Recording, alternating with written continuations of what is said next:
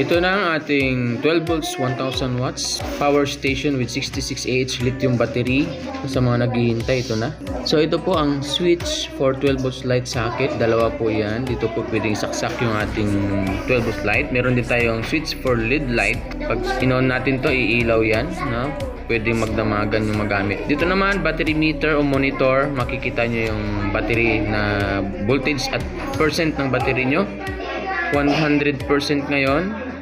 Meron ding voltage na makikita, 13.3 full charge, no? Full charge ang battery.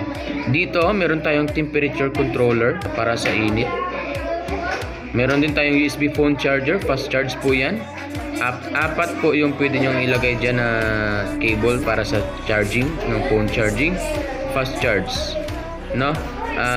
Pwede naman kung may mga 5 volts kayo na kailangan, pwede rin saksak diyan.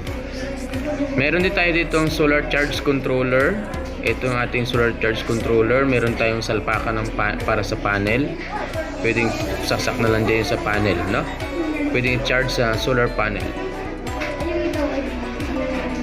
Dito naman sa gilid, makikita natin may AC switch po tayo at saka AC outlet. Ito, ilawan natin. Itong switch na yan, pag nakapula, ibig sabihin naka-on yan. On natin. Ayan, patayin ko yung ilaw para makita nyo naka-on. Ayan. At ito naman po yung kanyang outlet. May cover po yan, kaya safe na safe. No, and then yan. Ito yung outlet niya. So, universal outlet po. Kahit anong outlet, pwede yung saksak dyan. Kahit anong plug pala. Okay? And then, dito naman, sa side, napaka-handy. Gaan. Pwede nyo bitbitin kahit saan. Ito, dito, meron naman pong AC in, no, for Paleco charging or generator. Pwede nyo po dyan gamitin, or 220 volts. Pwede nyo pong i-charge ito gamit po yung Paleco or generator. Ayan, makikita dyan. Cord lang ilalagay nyo dyan para mag-charge na.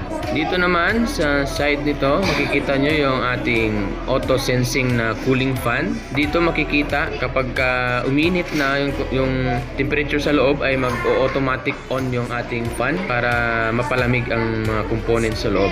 At automatic off din yan, syempre. Ayan, napakagaan po yan. Putin. Kahit na bitbitin nyo kahit saan, magdamagan, pwedeng magamit sa mga camping, mga school activities for emergency purposes. Maraming salamat po sa inyong lahat.